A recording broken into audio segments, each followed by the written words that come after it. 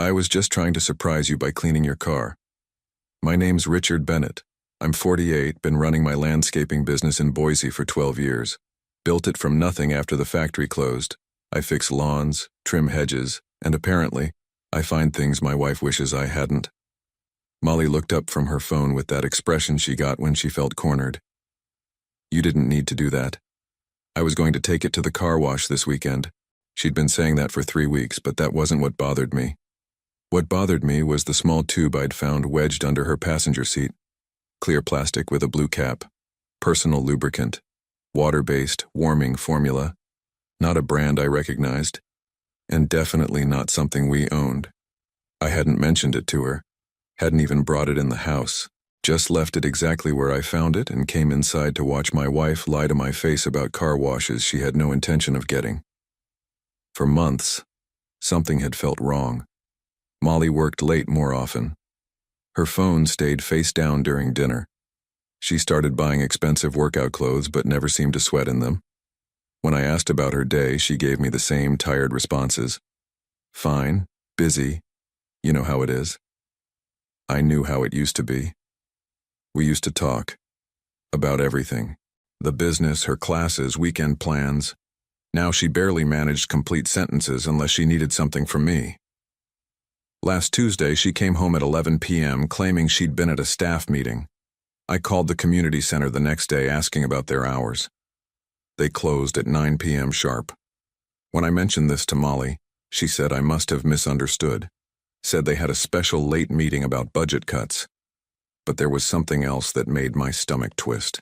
2 weeks ago, I'd been working in the Hendersons' yard across town when I saw Molly's blue SUV parked outside the CrossFit gym on Fairview. She'd never mentioned joining a gym.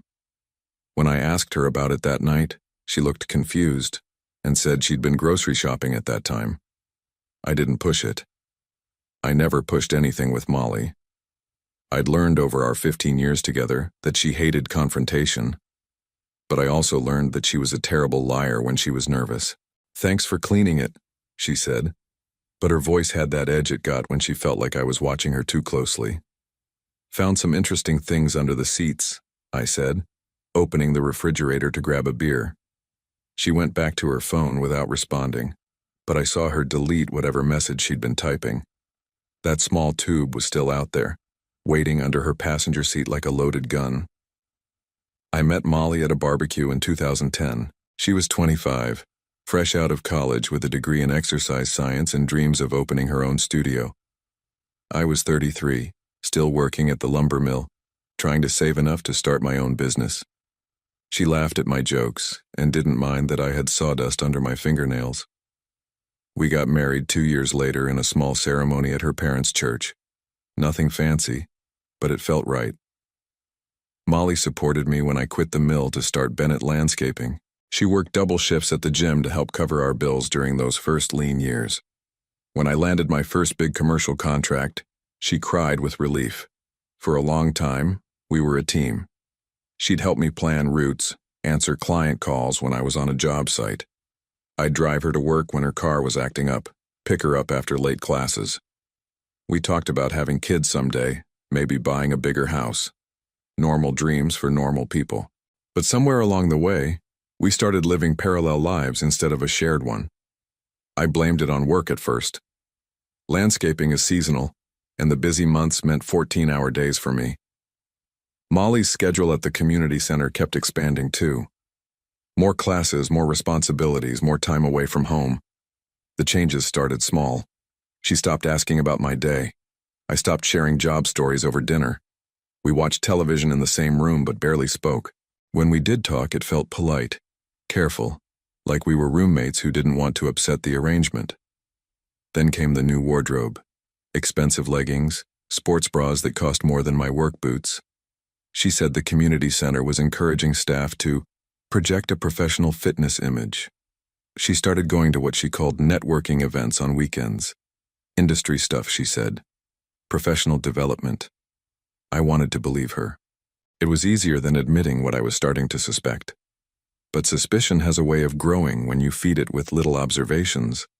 Like how she showered immediately after coming home from work, how she started keeping her phone with her even when she went to the bathroom. how she never seemed interested in spending time together anymore. 3 weeks ago, I'd driven past the community center on a Saturday afternoon and seen her car in the parking lot. She'd told me she was shopping with her sister in Nampa.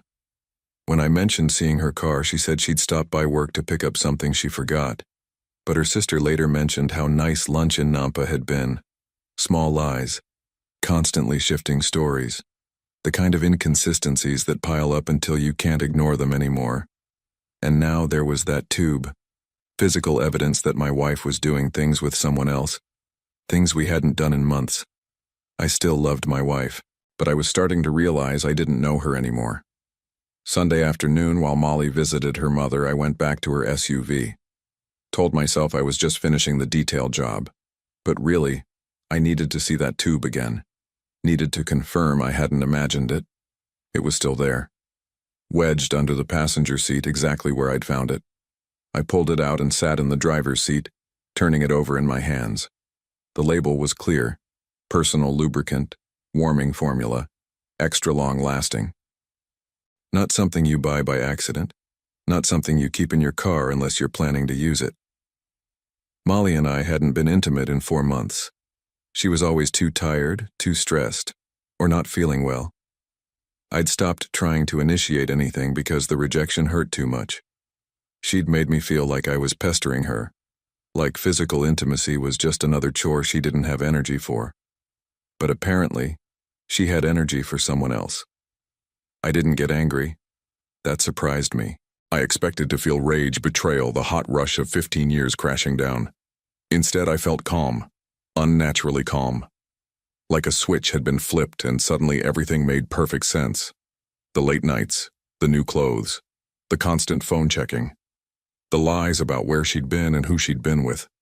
All of it crystallized into one clear picture. My wife was having an affair. I put the tube back exactly where I'd found it and went inside. Molly came home an hour later, chattering about her mother's arthritis and some drama with her sister. Normal conversation, normal wife behavior, like she hadn't been betraying our marriage for God knows how long. That night, she went to bed early, claiming a headache. I sat in my workshop behind the garage thinking about that tube, about the man who'd bought it, about when and where they used it, about how many times Molly had lied to my face while planning to meet him. I thought about confronting her. Imagined myself walking into the bedroom and demanding explanations. But confrontation required energy I didn't have. It required caring about saving something that was already broken. Instead, I thought about consequences, about justice, about making sure that whatever happened next, Molly would understand exactly what betrayal felt like. Monday morning, I drove to Hartley Hardware. Frank, the clerk who'd known me for years, helped me find what I needed. Industrial strength clear adhesive, the kind that bonds permanently within minutes. Planning a project? He asked. Something like that, I said. Back home, I carefully transferred the lubricant into an empty container, then filled the original tube with adhesive. The consistency was close enough. The color was identical. Unless someone squeezed hard and felt the difference, they'd never know. I put the doctored tube back under Molly's passenger seat and waited for her next girls' night. Thursday morning, Molly announced her plans like she was reading from a script. "Girls' night tonight," she said, buttering toast without looking at me. "Some of us from work are trying that new wine bar downtown." I nodded and sipped my coffee. "Sounds fun. What time will you be home?" "Probably late. You know how these things go. Once we get talking." She shrugged like she was already bored by the conversation. I knew exactly how these things went, but I doubted they involved wine or other women. "Which wine bar?" I asked casually. She paused, the toast halfway to her mouth. "That new place, on Main Street. I can't remember the name." There wasn't a new wine bar on Main Street. I drove past it every day coming home from jobs, but I just nodded and said it sounded nice. After Molly left for work, I took my dog Chester for a walk around the neighborhood. We stopped at the short-term rental 3 houses down on Maple Street. Empty for weeks, but this morning there was a black Jeep Wrangler in the driveway. License plate from Ada County, gym bag visible in the back seat.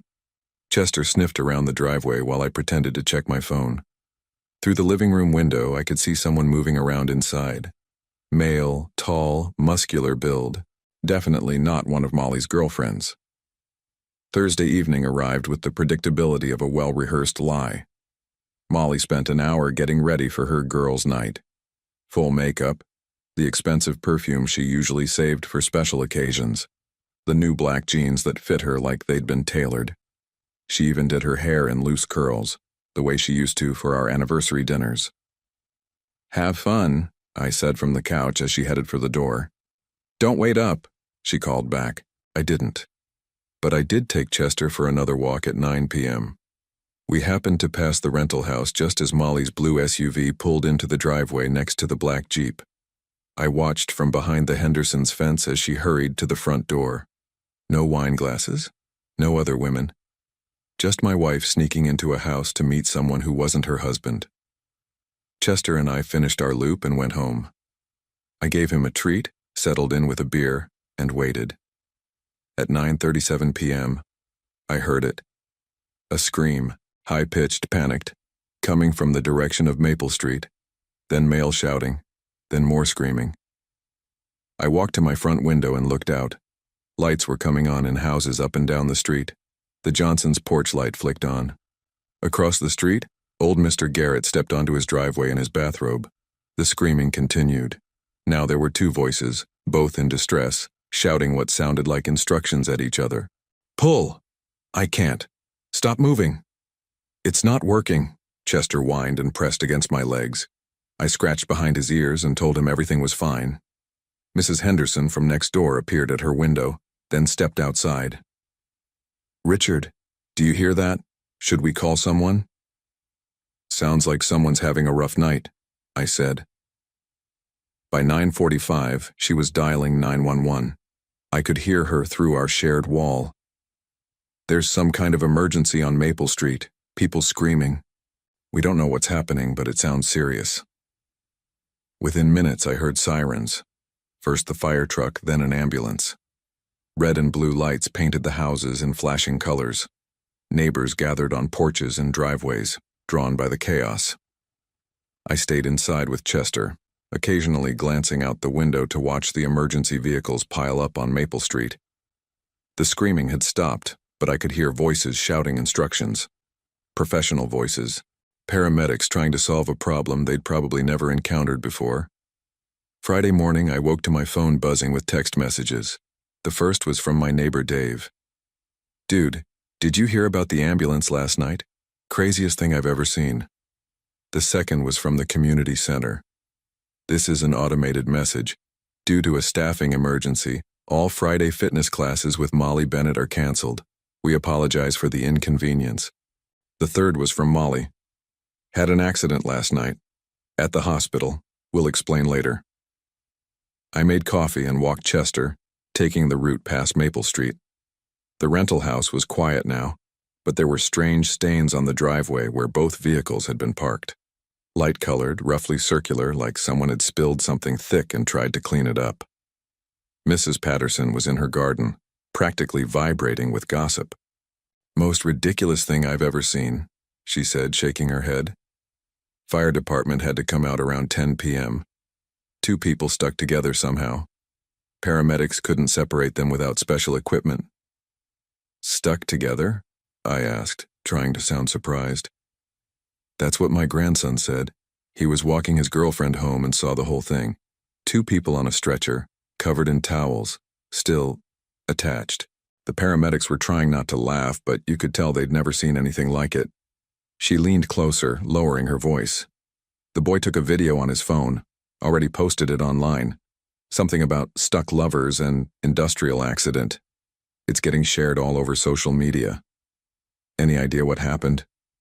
"Between you and me, I think they were doing something they shouldn't have been doing, and it went very wrong. That rental house has been getting suspicious activity lately. Different cars, people sneaking around at odd hours." Around noon, Molly called. Her voice was flat, embarrassed, completely defeated. "I need you to pick me up from the hospital," she said. "Are you okay? What happened?" "I'll explain when you get here. Emergency room entrance." I found her sitting in a wheelchair by the hospital doors wearing scrubs that were clearly not hers. Her own clothes were in a plastic bag on her lap. She looked pale, mortified, and like she wanted to disappear. Allergic reaction, she said as I helped her into my truck. To some kind of adhesive. Had to have it removed surgically. Adhesive? She stared out the passenger window. It's complicated. We drove home in silence. I didn't ask where her car was or why she'd been at a hospital across town. I didn't ask about the rental property or who she'd been with. That afternoon, while Molly slept, I checked social media. Mrs. Patterson's grandson had indeed posted a video. Blurry phone footage of paramedics wheeling a single stretcher with 2 people on it, both covered in towels, both clearly stuck together in a compromising position. The caption read, "When Netflix and chill goes very wrong. Firefighters needed industrial solvent to separate these 2. Stuck love, shock and epic fail." The video had over 50,000 views and climbing. Comments ranged from laughing emojis to people trying to figure out what had happened. A few recognized the location and started speculating about who lived in the area. I closed my laptop and went to check on Molly. She was awake, staring at the ceiling. "The man with you," I said quietly. "What's his name?" She closed her eyes. "Travis. He's a personal trainer at the CrossFit gym." "How long?" 3 months. "Are you in love with him?" She was quiet for a long time. Then, "I thought I was." Over the next few days, the full scope of the disaster became clear. Travis, the 28-year-old personal trainer, had been rushed to a different hospital. According to Molly, he'd required more extensive surgical removal procedures. The adhesive had bonded them together in ways that required plastic surgeons and several hours of delicate work. The video from Mrs. Patterson's grandson had gone viral. Local news stations picked it up as a human interest story. Boise couple's romantic evening goes horribly wrong. They didn't use names, but anyone who knew the neighborhood could identify the rental house. Molly stayed home from work, claiming she needed time to recover. Really, she was hiding. The story had spread through the community center like wildfire. Her co-workers knew she'd been involved in some kind of embarrassing emergency. The automated message about canceled classes had raised questions she couldn't answer. On Tuesday, she finally tried to return to work. She lasted 2 hours before coming home in tears. "They all know," she said, collapsing on the couch. "Everyone's whispering. Someone forwarded the video to the staff group chat. My supervisor wants to meet with me tomorrow about maintaining professional standards." I nodded sympathetically while making lunch. "What about Travis?" "He lost his job," she said quietly. The gym owner saw the video, said it reflected poorly on their brand image. Something about family-friendly fitness environments. "That's rough." She looked at me with confusion. "You're being very calm about this. What would you like me to do? Yell? Throw things? Pack your bags?" "I don't know. Something. This is not how I wanted you to find out." "How did you want me to find out?"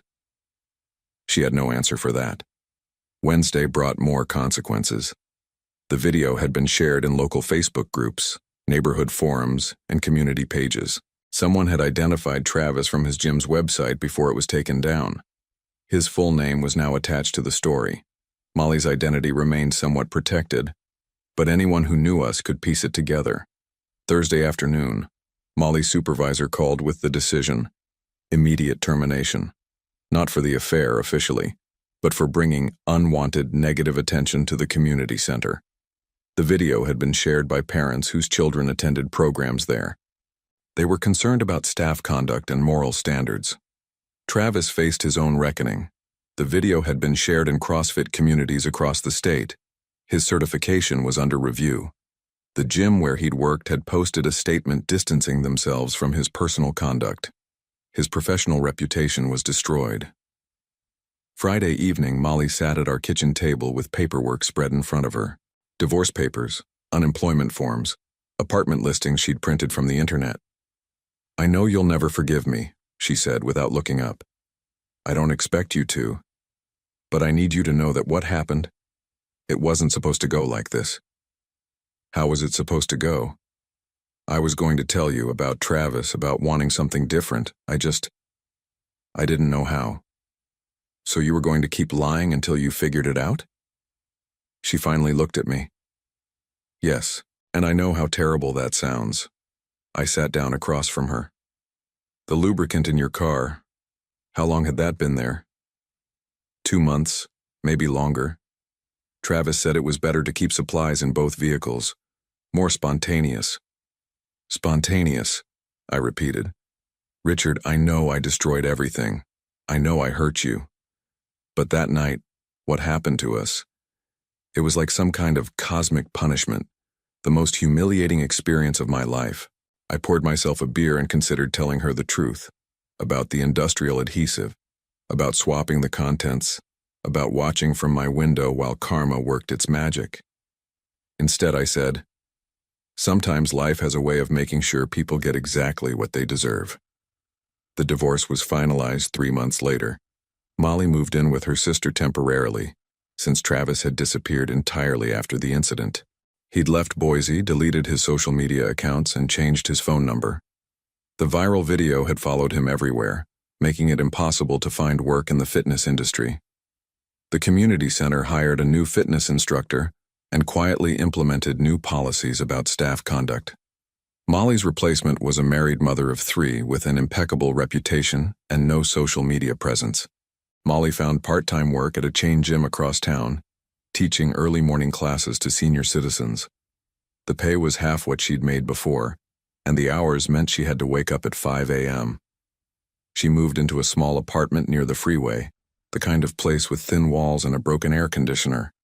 The viral video had permanent consequences neither of them had anticipated.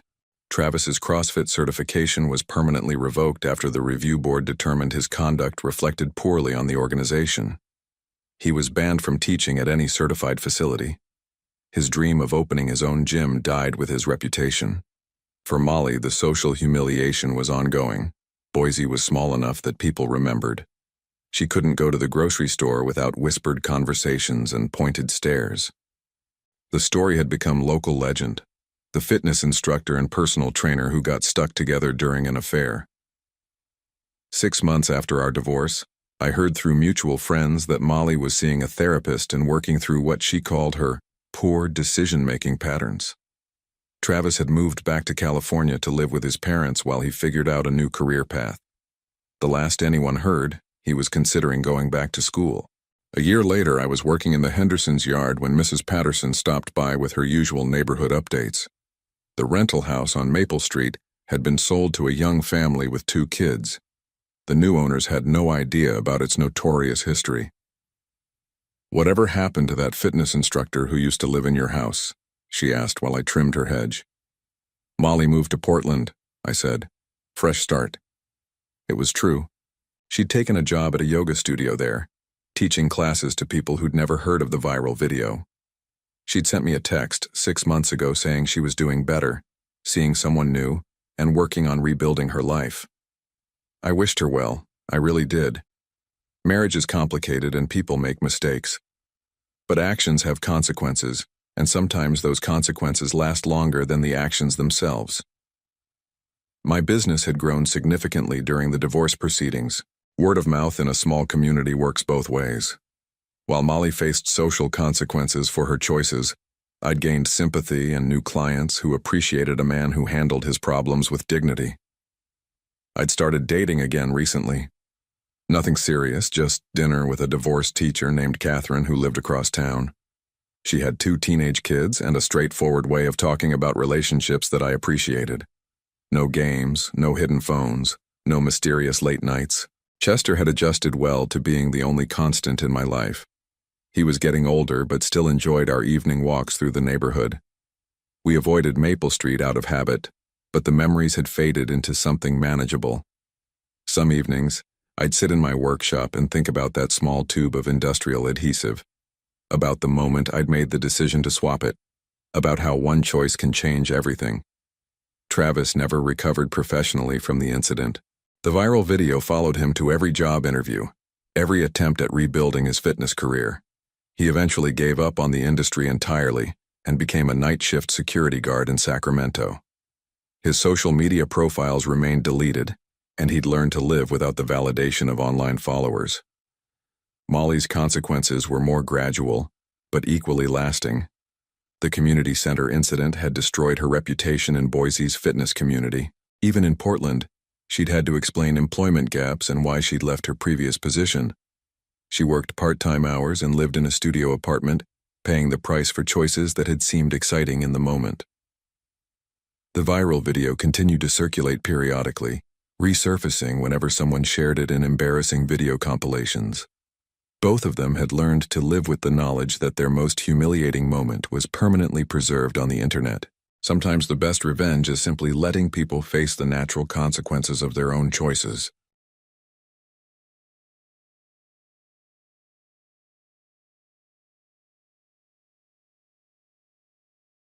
You always say you're a smart guy, right? My name's Douglas. I was 34, worked at Ashmere Outfitters doing inventory management in Billings, Montana. That question came from my wife, Lydia, while she and her sister, Sophia, sat in the front seat of our Honda, engine running. I was standing beside a broken-down gas station in the middle of nowhere, holding a gas can we'd supposedly needed to fill. The joke had started simple enough. We'd been driving back from Sophia's place in Missoula when Lydia pulled over at this abandoned station about 50 miles from anything. Said the car was making a noise. Asked me to check the engine while she and Sophia grabbed drinks from the cooler. I'd been under the hood for maybe 2 minutes when I heard the doors slam. "Douglas," Lydia called out, laughing, "we're going to see how smart you really are." I straightened up, wiped my hands on my jeans. "What do you mean?" Sophia was giggling in the passenger seat. These two had been planning something all weekend, whispering in corners, sharing looks. I'd figured it was about my birthday next week or maybe some family surprise. "You keep talking about how you could survive anywhere," Lydia said, putting the car in drive. "Always reading those outdoor magazines, watching those survival shows. Now you get to prove it." The gas can in my hands felt heavier. "Lydia, what are you doing?" "Teaching you a lesson." She tossed something out the window. My wallet landed in the gravel. "You've got no phone, no money, no ride, but you're such a smart guy, you'll figure it out." I looked around. Nothing but prairie grass, a few abandoned buildings, and mountains in the distance. The nearest town had to be 30 miles back the way we'd come, maybe 40 ahead. "This isn't funny," I said. "It's hilarious," Sophia chimed in. "You should see your face." Lydia gunned the engine. "Maybe next time you won't act like you know everything. See you at home, genius." They drove off, dust cloud following them down the 2-lane highway. I watched until the Honda disappeared over a hill, then picked up my wallet. Empty except for my license and old business card from the feed store where I'd bought supplies for Lydia's garden last spring. The sun was already low. Temperature would drop fast once it got dark. I'd been camping before, sure, but never without gear. Never without warning. Never as punishment for something I couldn't even name. I walked toward the abandoned station, looking for shelter. The windows were boarded up, but the back had a loading dock that might block the wind. Behind the building, I found a dumpster that stank of old oil and something rotten. That was where I spent my first night as a different kind of man. I'd met Lydia 5 years earlier at a company barbecue.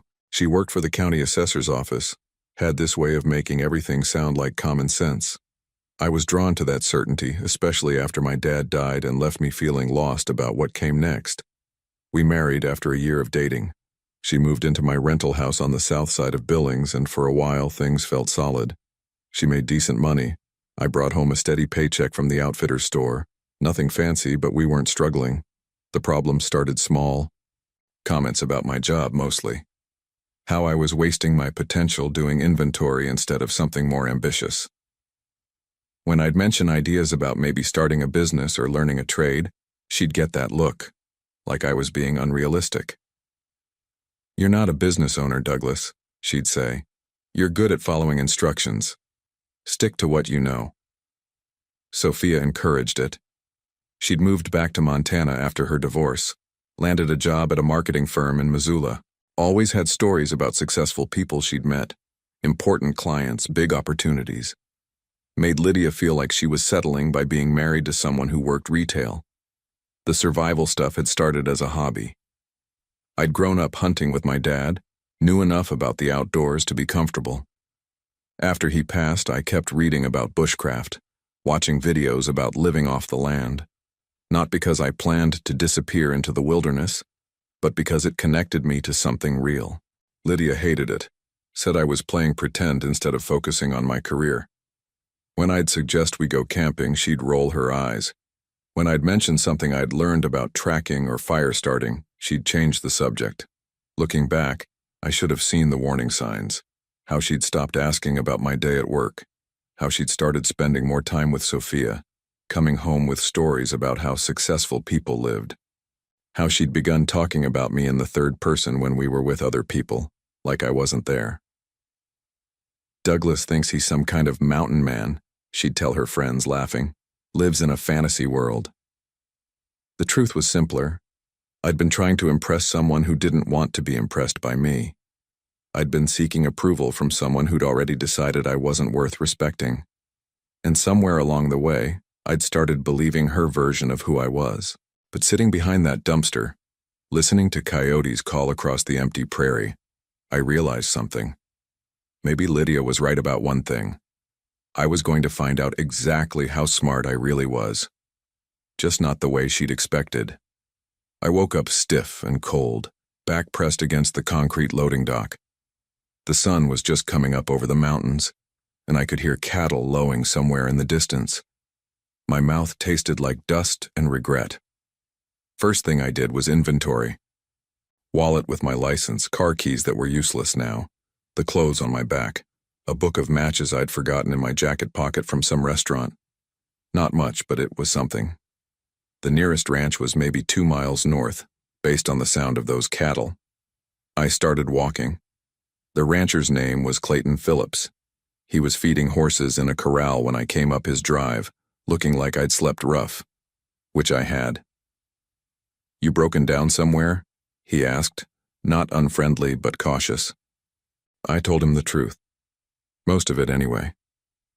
That my wife had left me stranded as a joke, that I needed to get back to town. I left out the part about how she'd done it to teach me a lesson about being too confident. Clayton studied me for a long moment. "That's a hell of a joke," he said finally. "You hungry?" Over breakfast, he asked about my work. When I mentioned the outfitter's store, he nodded. "Know that place. You hunt much?" "Used to. With my dad." "What about cattle? Ever work around livestock?" I shook my head. "Not really, why?" He leaned back in his chair. "I'm short-handed right now. My regular guy's laid up with a back injury, and I've got a herd to move next week. Pays decent if you're willing to learn." Something shifted inside me. Maybe it was the way he asked like my answer mattered. Maybe it was sitting in a kitchen that smelled like coffee and bacon instead of garbage and motor oil. Or maybe it was just that someone was offering me work instead of lectures about what I couldn't do. "I'm willing," I said. Clayton drove me to town that afternoon so I could get my car and explain to Lydia where I'd been.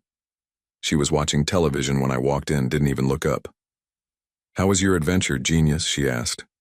"Educational," I said. She glanced over then, maybe hearing something different in my voice. "Did you learn your lesson?" "Yeah," I said. I did, but not the lesson she'd intended. I'd learned that when someone strips away everything you think you need, what's left is what you actually are. And I'd learned that some people will help a stranger while others will abandon their own husband for a laugh. I went to the bedroom and packed a bag.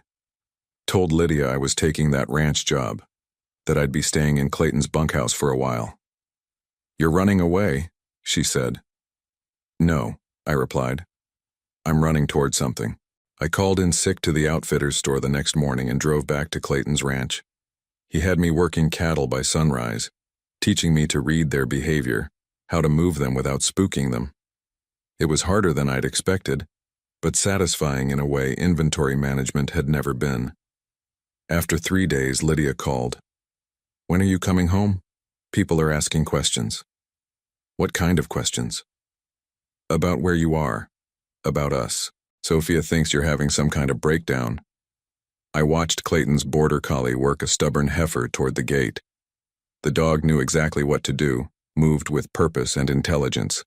No one questioned his instincts. "Maybe I am," I said. "Douglas, this is ridiculous. You have a real job, benefits, a future." "Doing what? Counting fishing lures for the rest of my life? Providing for your family, being responsible. Not everyone gets to play cowboy." The word play stung. Same tone she used when I'd mentioned camping or hunting or anything that didn't fit her idea of adult behavior. "I'll be home Sunday," I said, and hung up. But Sunday came and I stayed. Called my manager at the store, told him I needed another week for family emergency. It wasn't exactly a lie. My marriage was definitely an emergency, just not the kind he'd assume. Clayton was patient with my mistakes, quick to praise improvement. By the end of the second week, I could rope decent enough to help with branding. By the third week, I was riding fence lines and checking water sources on my own. "You've got good instincts," he told me one evening as we watched the sunset from his porch. "Most city folks try to force things. You listen." When I finally went home, Lydia was waiting with divorce papers. "Really?" I said, looking at the manila envelope on the kitchen table. "You've been gone 3 weeks, Douglas. 3 weeks playing ranch hand while I tell everyone my husband is having a midlife crisis. I've been working, learning something new. You've been avoiding responsibility." She sat down across from me, folded her hands like she was conducting a business meeting. "Sophia thinks you're trying to punish me for the joke, that you're being dramatic." "The joke?" I almost laughed. "That's what we're calling it? It was harmless. We came back for you the next morning, but you were already gone. We figured you'd hitchhiked home or something." This was news to me. "You came back?" "Of course we came back. We're not monsters, Douglas. But you'd already left with that rancher. Made us look like the bad guys." I stared at her. 3 weeks of good work, of learning skills that mattered, of feeling respected for the first time in years. And she thought it was about punishing her. "Sign the papers," she said. "I'll keep the house. You keep your truck. Clean break." I picked up the envelope but didn't open it. What if I don't want a clean break? "Then you come home. Get your old job back. Act like a grown-up." The choice felt simple. Go back to counting inventory and listening to lectures about my limitations, or keep working with cattle and learning from people who valued competence over comfort. "I need time to think," I said. "You've had 3 weeks to think. That's the problem." I left the papers on the table and drove back to the ranch. Clayton was in the barn, checking a mare who was due to foal. "How'd it go?" he asked. "She wants a divorce." He nodded like he'd expected it. Some folks can't handle change in other people. Makes them question their own choices. "She thinks I'm being irresponsible." "Maybe. Or maybe you're being responsible to the person you actually are instead of the person she wanted you to be." I signed the divorce papers 6 months later after Clayton offered me a permanent position as his ranch foreman. The pay was less than the outfitter's store, but it came with housing and a percentage of the cattle profits. More importantly, it came with respect. Lydia kept the house in Billings. I kept my truck, my tools, and a small savings account she hadn't known about. What I didn't keep was the feeling that I needed to prove myself to people who'd already decided I wasn't worth believing in. The ranch work suited me. I learned to read weather patterns, manage breeding schedules, negotiate with feed suppliers. Clayton introduced me to other ranchers in the area, and I started picking up side work during busy seasons. Nothing dramatic, just steady progress toward becoming the kind of man who solved problems instead of creating them. Lydia and Sophia moved to Missoula together after the divorce was final. According to mutual friends, they were having a great time. Shopping trips, spa weekends, dating wealthy men who owned businesses. Living the life Lydia had always wanted. I heard about it through my old co-worker Jake, who'd stayed in touch. He'd stop by the ranch sometimes, usually with stories about how well Lydia was doing without me. "She looks happy," he'd say, like he was doing me a favor by sharing updates. "Really happy, like she's finally living her best life." I'd nod and offer him a beer, but I noticed he never had much to say about his own life. Still counting fishing lures? Still complaining about management? Still talking about changes he might make someday? The truth hit me during my second winter on the ranch.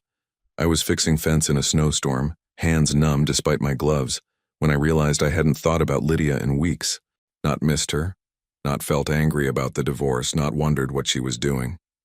She'd simply stopped being relevant to my daily experience. That scared me at first. 5 years of marriage should leave more of a mark, shouldn't it? But then I understood. I'd been mourning the wrong thing. I'd been sad about losing her when what I should have been celebrating was finding myself. Clayton was getting older, talking about retirement. His kids lived in California, had no interest in ranching. When he mentioned selling to a development company, I made him an offer. Let me buy the place with a long-term payment plan, taking it out of profits and my foreman's salary. You sure about this? He asked. It's a big risk. I'm sure, I said. This is what I want to do. What about your ex-wife? She know you're thinking about owning land? I hadn't told anyone except the bank about my plans.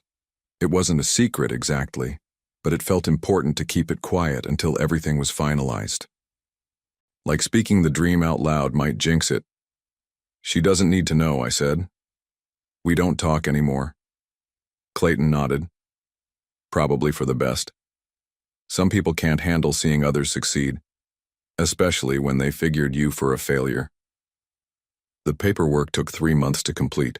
Background checks, financial reviews, inspections, negotiations with the county about water rights. But by spring, I owned 800 acres of prime grazing land and a house that overlooked the Yellowstone River Valley. I was 37 years old, and for the first time in my life, I felt like I was exactly where I belonged. The ranch prospered under my ownership. I expanded the herd, improved the pasture management, and started offering hunting guides during elk season. Word spread among serious hunters about the quality of the experience, and I was booking clients a year in advance. But success brought visibility, and visibility brought complications. Jake called one afternoon in late summer. Hey Douglas, Lydia's been asking about you. I was replacing boards on the main corral, sweating in the afternoon heat. What kind of asking? Just wondering how you're doing, where you're living. She heard from someone that you're still ranching. And? She seemed surprised. I think she figured you'd moved back to town by now, maybe gotten your old job back. That evening I drove into Billings to get supplies. As I was loading feed sacks into my truck, I noticed a familiar Honda in the parking lot. Lydia and Sophia were coming out of the grocery store, both looking like they'd dressed for an occasion instead of shopping. They saw me at the same time I saw them. For a moment, nobody moved. Then Lydia walked over, Sophia trailing behind. Douglas, she said, like she was greeting an old acquaintance. You look different. 3 years of outdoor work had changed me. My hands were calloused, my shoulders broader from lifting hay bales and wrestling cattle. I'd grown my hair longer, kept a beard through the winter. But the biggest change was probably in how I carried myself. Different how? I asked. Older, more serious. She glanced at my truck, loaded with expensive feed and veterinary supplies. Still playing rancher? Still ranching, I corrected. Sophia stepped closer. We heard you bought Clayton's place. Is that true?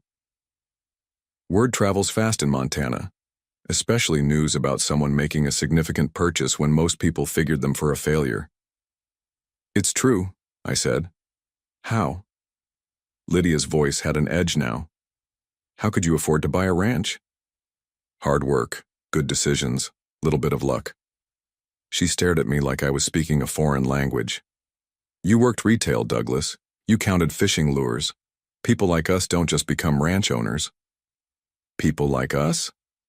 You know what I mean. Regular people. Normal people. I finished loading the last feed sack and closed the tailgate.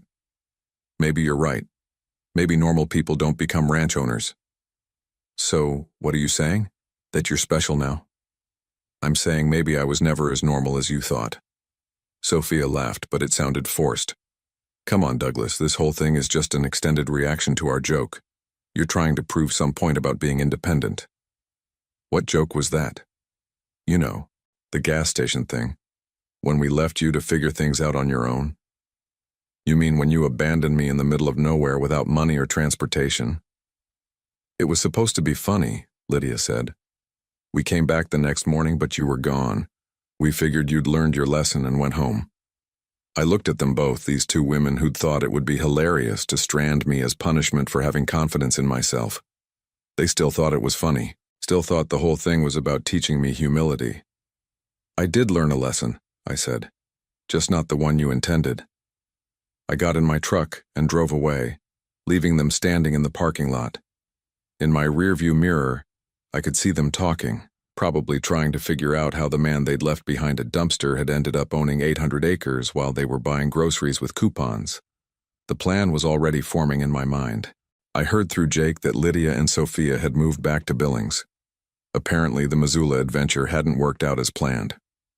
Sophia had been laid off from the marketing firm, and the wealthy men they'd been dating had turned out to be less wealthy than advertised. They were sharing an apartment near the mall, both working retail jobs to make ends meet. Lydia had taken a position at a department store. Sophia was selling cosmetics at a kiosk, the kind of jobs they'd probably considered beneath them a few years earlier. I was in town getting ranch insurance paperwork notarized when I saw Lydia through the window of Kelmore and Finch department store. She was folding sweaters, wearing a name tag, looking tired in a way I remembered from our worst days together. I parked my truck directly in front of the store and walked in. She looked up when I approached her section, and I watched her face cycle through surprise, recognition, and something that might have been embarrassment. "Douglas," she said, "I heard you were in town." "Business meeting with my insurance agent," I said. "Ranch stuff." She glanced at my clothes.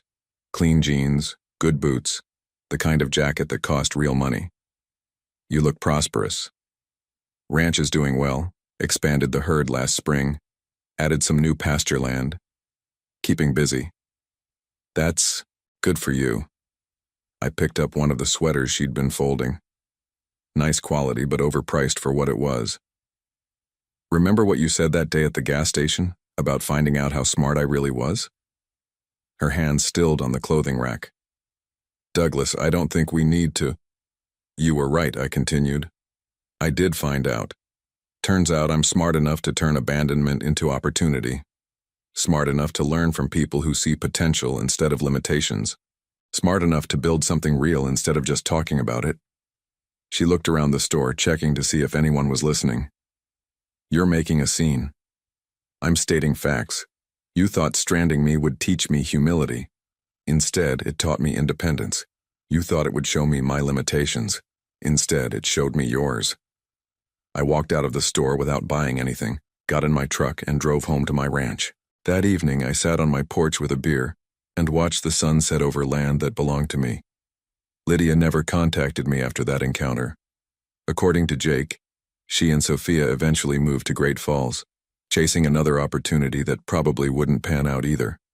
I heard they were still working retail, still talking about their big plans, still waiting for someone else to recognize their specialness. The ranch continued to thrive. I married a veterinarian named Claire, who understood cattle as well as I did, who saw my work as valuable instead of amusing. We built a good life together, grounded in mutual respect and shared purpose. Sometimes I'd think about that night behind the dumpster, how cold and humiliated I'd felt. How certain I'd been that Lydia was right about my limitations, my tendency to dream too big and achieve too little. She'd been wrong about almost everything, but she'd been right about one thing. I had found out how smart I really was. Smart enough to recognize when someone's cruelty was actually kindness in disguise. Smart enough to walk away from people who confused my tolerance with weakness.